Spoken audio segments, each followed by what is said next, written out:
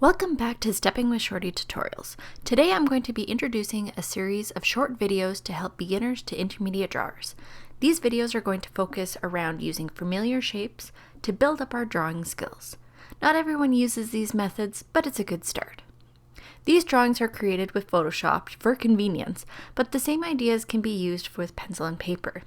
Throughout the video, I will be using different colors to demonstrate the steps I take, as well as a bit of copy and pasting.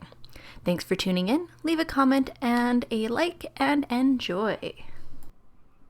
For this tutorial, we are going to be doing SpongeBob. So we start off with a lovely little square here, and then we're going to add in another little rectangular box below, slightly tilted because his hips are tilted back as he's jumping through the air, focusing on perspective for this one.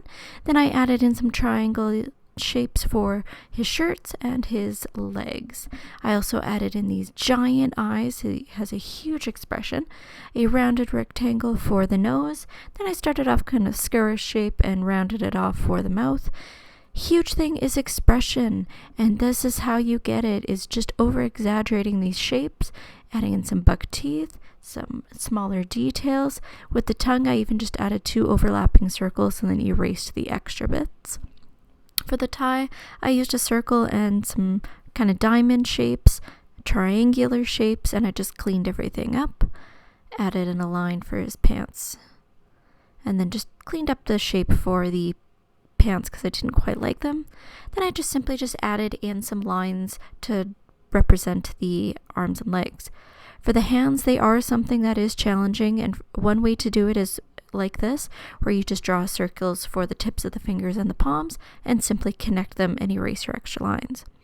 For your feet, it depends on the perspective that you're going for. This one is where he's flying in the air, so his feet are kind of pointed downwards and you can see more of the shoes. Then I added in some circles to represent his texture of being a sponge. Then I added all these circles on the sides, and I used a line that went over top these circles continuously, and I got this nice wave look, and then I erased the extra parts of the circles that I didn't need. This is a great way to get more authentic looking waves if you're not really good at drawing wavy lines. This is where I started to refine my drawing, cleaning up everything, making sure that there's no extra little lines that are making things messy. In a good line drawing, you want nice, clean, continuous lines. I fixed up his expression here, fixed the shape of the mouth, added in some more of the details with the eyes. I had one eye overlapping the wrong way, so I needed to fix that.